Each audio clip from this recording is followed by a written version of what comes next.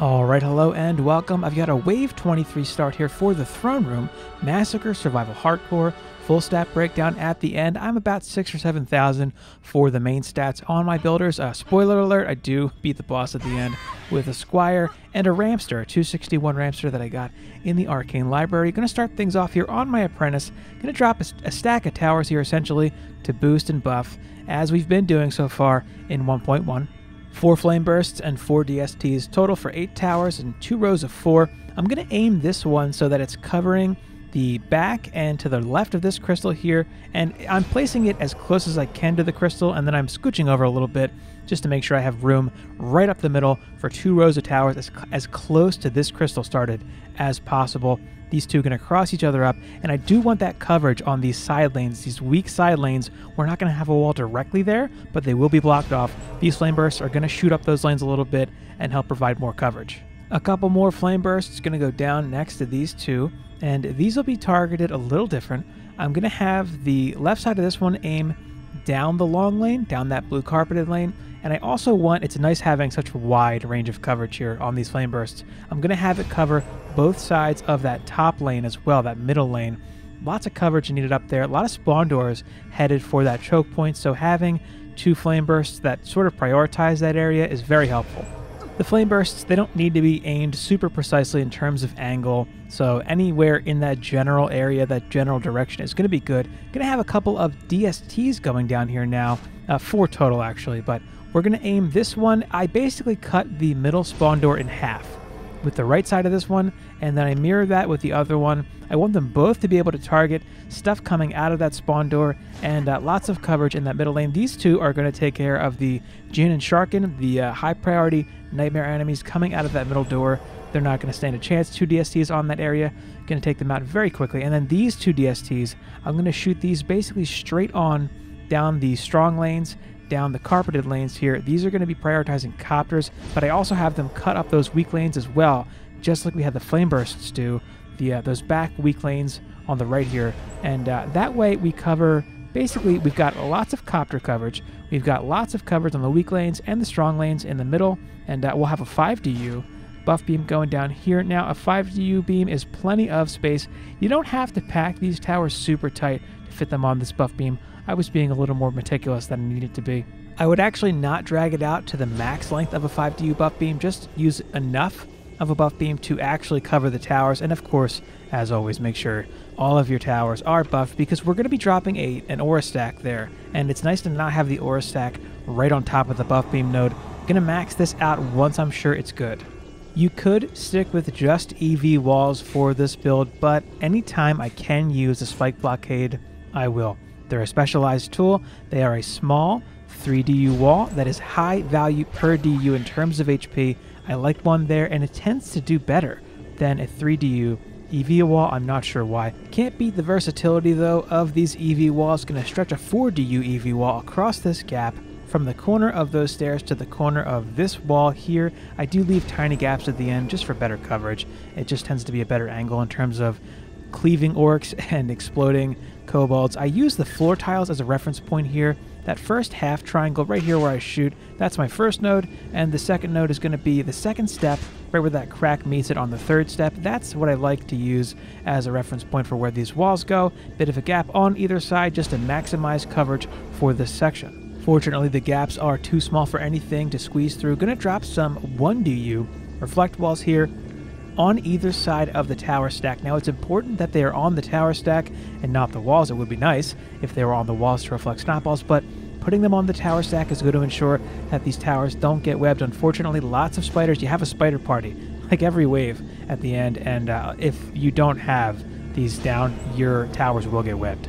Shockingly, we do use more than just gas traps in this build, but we are going to start off with some gas traps. Right on the first step here is where I like to put them, tucked into the wall. Now there's an X on the ground here. X marks the spot for this gas trap. That ends up being the spot I like. And on the other side, same spot here. First step, right tucked into the wall. Now it's weird, but moving those out would be nice, but it made the build less consistent. I don't know why. So that's my favorite spot for those. So I've got some Thunder Spike traps going down here. Now, you don't see these too much. They're pretty nice. They deal some big damage. They're thunder-based or lightning electric-based and not physical, which is a good thing for us right now. But what I'm doing here is I'm deciding where to put them so that they'll just barely reach the buff beam, but I want 2 down. And the trigger ranges are going to clash, so the game won't let me put them down. So what I do is, after I figure out my spots, this is going to depend on your range, but take your gear off, and now you can put them down. They're much smaller, and that's how you can kind of cheese 2 traps into the same area without having the conflicting trigger ranges prevent you from having them down. And it is nice to have them both on the buff beam. They'll do a lot more damage from that buff beam, and if this gets patched out, you can't do it in the future, just have the one that's on the side with the boss coming down. Have that be the one that's on the buff beam. So these Thunder Spike traps are going to help us DPS down the ogres that are going to bunch up on the walls here. They do big single target damage, which is perfect for what we need them for. I've got another aura stack going down here as close to the other crystal as I can.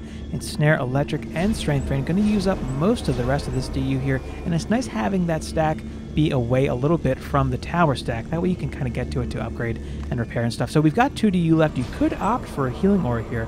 I don't think this is ideal. It would be great. Having not to worry about CC from spiders would be awesome, but I think there's a much better use, and I like to use that 2 DU instead to do a couple of reflect beams back here. Unfortunately, there are some mages that'll pop some shots off onto the crystal if you have nothing here.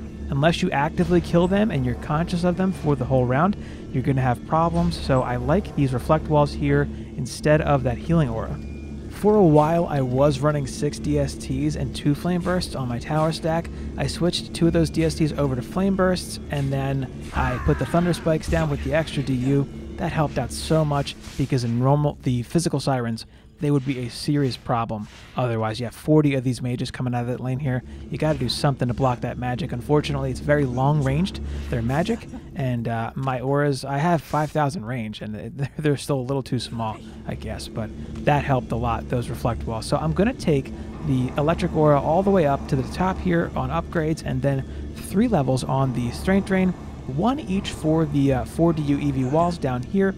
I don't want to go nuts upgrading them. I like being able to use upgrades to repair them because it takes forever to stand there and repair them otherwise. You could throw a level up on the Thunder Spike traps if you wanted to, and then I'm just going to spread the rest of the mana here into the stack, the tower stack, as evenly as I can. Maxing out that electric aura actually made a big difference in terms of consistently getting through waves 23 and 24 without any crystal damage, so I would recommend that you do that. I'm going to cut to a wave 1 start here in just a sec. If you want to skip it, feel free to jump to 10 minutes and 16 seconds into the video. For wave 1, we can start with the aura stack here, Ensnare, Electric, and Strength Drain as close to the crystal as you can, and then the Flame Bursts here, the first 4 towers in our tower stack, can go down next. We've got plenty of mana for that. It does seem like we're a little heavy on fire damage, but it's only wave 1, and we're going to swap to a DPS character anyway. There is 30 mana left over after that.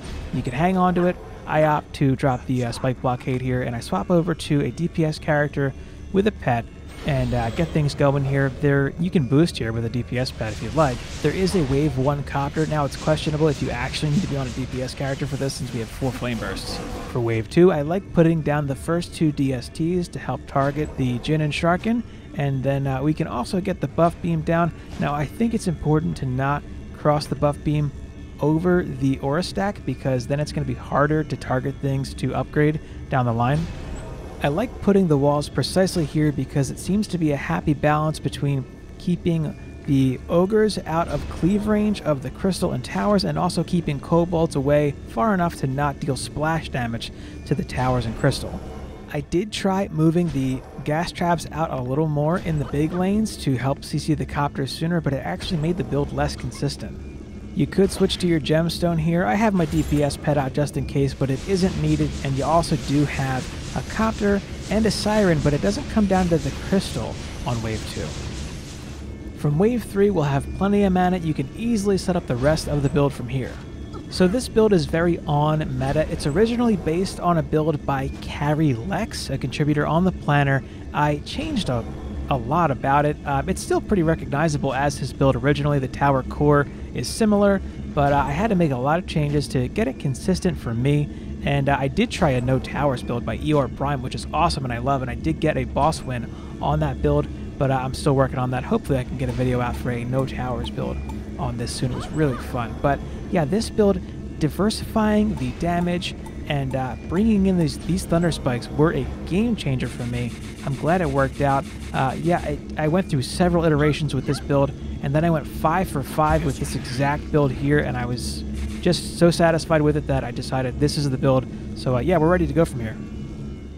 Alright, back at Wave 23 here, gonna get things going, boost our towers, and I like to be in the middle of the tower stack. That way the gemstone is boosting the middle flame bursts and the middle DSTs. I didn't test out my position on the tower stack a ton, but I think it makes the most sense to boost the towers that are prioritizing that middle lane, given how short the middle lane is and how close it is to one of your crystals. It just made the most sense to me to have those towers being boosted by the speedy gemstone. The other lanes, the side lanes, there is a lot coming from them, but they have so long to get to you. They get shot at for a long time before they get too close to be a threat, and all of our towers have a really long range. So I do keep my head on a swivel here. I'm taking shots at certain targets. Specifically, I'm on the lookout for kobolds. If I can pop them before they get to the wall, I'll do that. If I have a physical siren that gives immunity to an ogre, I'll prioritize that. And if I see some mages hanging out just outside of my aura range, I'll target them as well. All that said, I wouldn't sweat it too much. I had a ton of runs where for waves 23 and 24, all I did was boost and shoot at physically immune ogres at the most, and maybe take a shot at a copter or two, I guess, if it started to get close, but that was about it. So, you know, it'll be fine. A lot of the things that I do are vestiges of sort of weaker iterations of the build where I'm still concerned about enemies where I don't really need to be. But yeah, you can obviously contribute and it'll help, but I don't think you have to. You shouldn't feel pressured to. Another reason here that I like this wall placement is I can reach it. I can reach it to repair and upgrade from my crystal. Another thing that is very nice about the EV walls is you can often angle them toward where you're going to be, and that'll give you a little more flexibility in terms of being able to maintain them.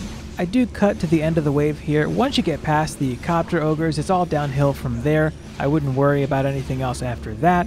You really can just hang out and boost. Very important to not drop the boost though. Can't overstate that. It's very important to maintain your boost. Gonna run around here and collect the mana. Now, one thing about this map, it's small, but there are some weird places for mana to be tucked away in. I've seen it up on top of spawn doors. I'm a little late here. I'm wondering why I'm only at 7,000. I'm missing 2 500 crystals, one behind the thrones here. I missed that the first time, and another one is actually sitting right in front of my face.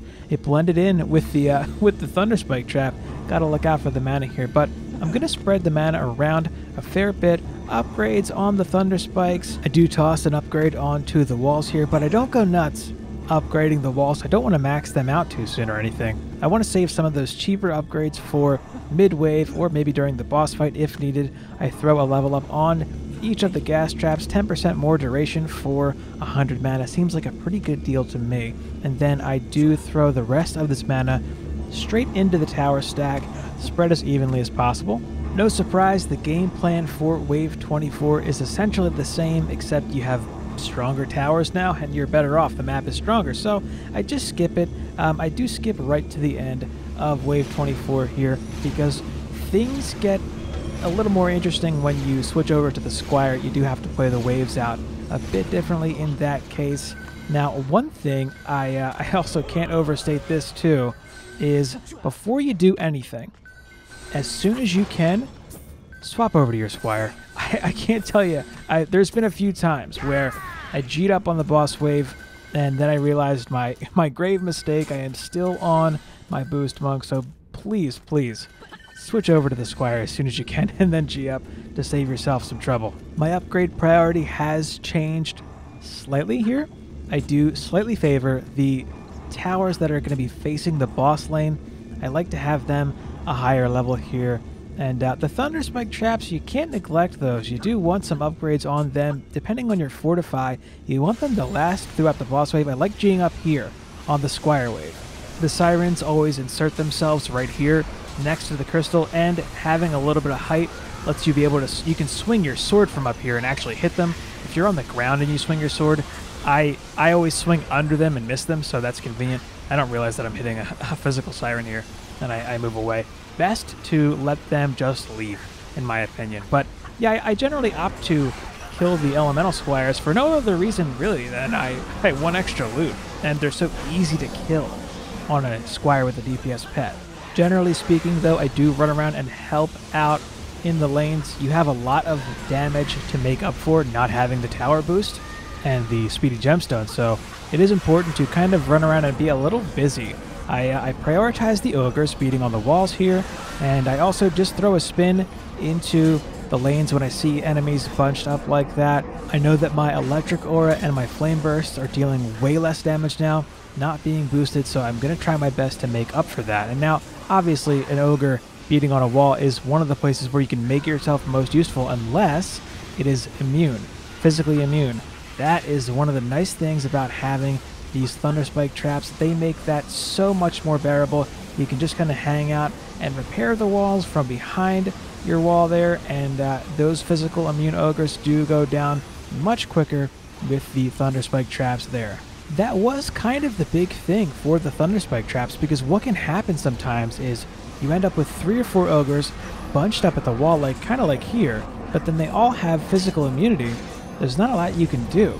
The Thunder Spike traps and then your flame bursts, I mean, having that much elemental damage, it's a big deal. So yeah, these kind of groups of ogres, if they're physically immune, you end up having a problem, and if you leave them unattended for too long, your wall will go down.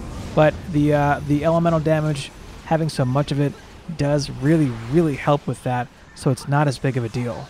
That really was the difference that made the difference for me with this build, going from 6 DSTs down to 4 DSTs, and then adding 2 Flame Burst and the Thunder Spike traps. Huge impact. It made it so that I didn't have to sweat when those physical sirens would come down. But yeah, I just do laps here and collect mana just to make sure that I have it, because once the wave is over, it all goes away.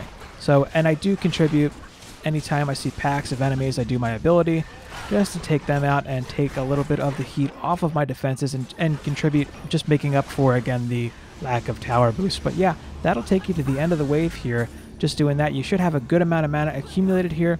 Gonna spread some upgrades around. Now here's why I don't have to repair these walls. I can just upgrade them because it's pretty cheap, and I do spread some upgrades around. I make a very, very big error here, and I completely forget about my spike blockade. It needs to be upgraded. It's at like half health right now.